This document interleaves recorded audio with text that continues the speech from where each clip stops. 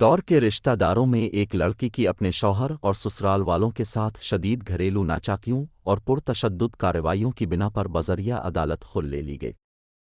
ایک چھوٹی سی ننھی بچی تھی، اسے خرچے اور حق مہر سے دستبردار ہو کر مستقل تحویل میں لے لیا گیا۔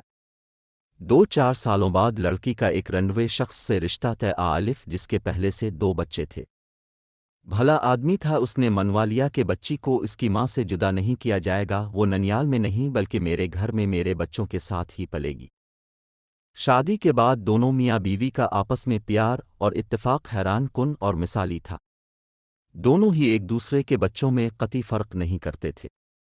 پھر ان کے ہاں 3 بچے ہوئے، کبھی کسی موقع پر ان سے وہ لطیفے والا مذاق بھی کیا جاتا کہ بھائی تمہارے ہاں وہ سین ہوتا ہے، پہلے تمہارے بچوں نے میرے بچوں کو مارا، پھر میرے بچوں نے تمہارے بچوں کو پیٹا، اب تمہارے اور میرے بچے مل کر ہمارے بچوں کی مرمت کر رہے ہیں۔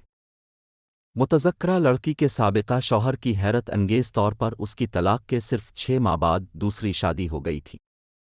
6 ماہ مزید گزرے تو طبیعت مسلسل خراب رہنے اور کچھ علامات کی بنا پر ٹیسٹ وغیرہ ہوئے تو کینسر تشخیص الف۔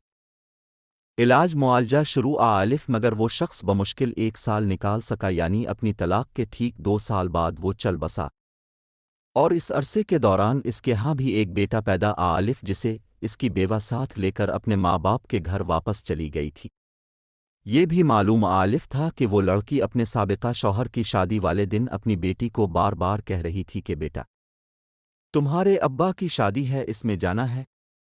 پھر اس کے 1.5 برس بعد جب اس کے انتقال کی خبر ملی تو مسئلہ زیر بحث آیا کہ آیا بچی کو اس کے باپ کے جنازے پر لے جایا نہیں، مگر اس بد نصیب شخص نے تو پلٹ کر اپنی بیٹی کی خبر ہی نہیں لی تھی، اور صرف خرچے سے بچنے کے لیے بچی کو لکھ کر قانونی طور پر ہمیشہ کے لیے اس کی ماں کے حوالے کر دیا تھا۔